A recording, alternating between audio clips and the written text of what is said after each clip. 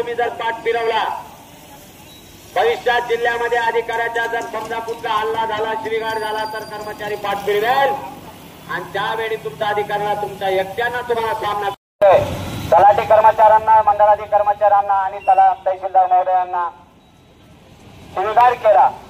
याही संदर्भात या दोन्ही घटनेला आपल्या महसूल कर्मचारी संघटना नेतृत्वानं त्यांना न्याय मिळवून देण्याचा काम पुढाकार याच संघटनेने घेतला। गोष्ट पद्धतीनं सर्व तहसीलदारांना बोलले आणि अभिमानाची गोष्ट सांगतो, ज्यांनी ना म्हणणारा आता त्यांनी ओ म्हणले म्हणजे आपल्या शक्तीमध्ये ताकद आहे। आरोपीला अटक, आरोपीला अटक, कामगार कर्मचारी एकता सुट्टीचा, कामगार कर्मचारी एकता सुट्टीचा आणि महसूल कर्मचारी संघटनेचा, शिपाई समर्थ संघटनेचा आणि महसूल कर्मचारी संघटनेचा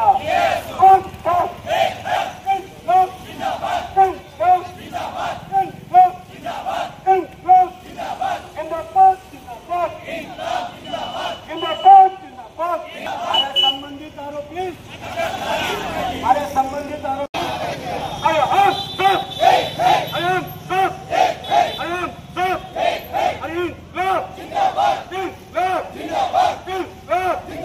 कामगार कर्मचारी एकता सुट्टीचा आणि कामगार कर्मचारी एकता सुट्टीचा आणि कामगार कर्मचारी एकता सुट्टीचा।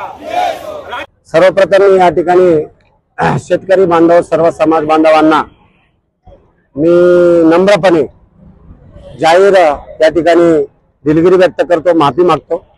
कारण आंदोलन करायची आमच्या मुळात इच्छाच नव्हती। 2 दिवसापूर्वी आम्ही माननीय जिल्हाधिकारी महोदयाला, माननीय पोलीस अधीक्षक महोदयांना निवेदन दिले। संबंधित आरोपींना ज्या काही तहसील कार्यालय कंधार या ठिकाणी केलेली घटना आहे, ती घटना बेकायदेशीर आहे। कायदा हातात घेऊन त्यांनी हे काम केलेले आहे।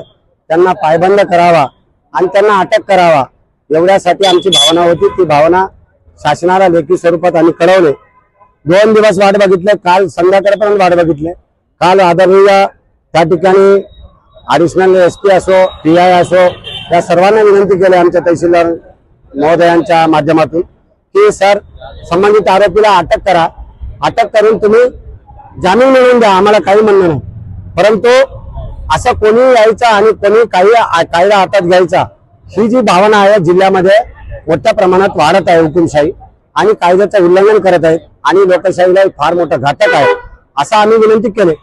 आता तुम्हाला गंमत सांगतो, तो जो आरोपी आहे ना, 1-2 मिनिटापूर्वी माझ्या आंदोलनाच्या समोर येऊन उभा टाकतो, उभा टाकून सांगतो असं, म्हणजे देहबोलीमधून सांगतो, बघ मी उभा टाकलो, मला अटक झाली नाही, तुम्ही काय करू शकता, असं तो इथं येऊन दाखवतो। 5 मिनिटापूर्वी व्हिडिओ त्या ठिकाणी सर्व कॅमेरा आहेत, त्या कॅमेऱ्यामध्ये पोलीस यंत्रणेला ते कॅमेरा चेकअप करायला पाहिजे।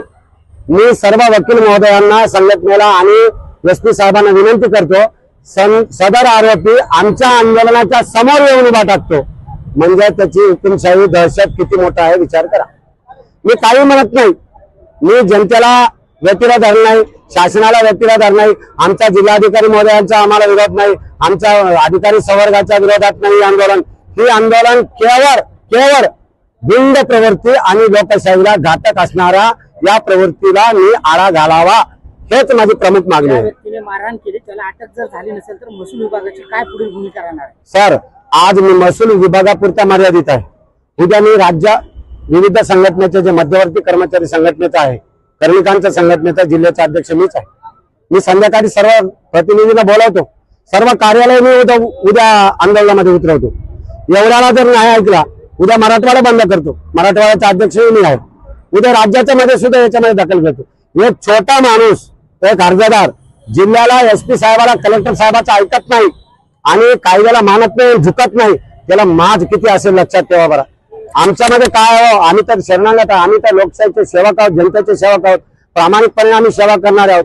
आम्हाला येऊन आम्हाला काय स्वाभिमान आहे की नाही, आमचं काय अस्तित्व आहे की नाही, आम्हाला येऊन लाताबुक्के घालावं, आम्ही तुमचे लेकर आहोत, शेतकरी मायबाप आमचे मायबाप आहेत, आम्ही रात्रंदिवस काम करणार आहोत।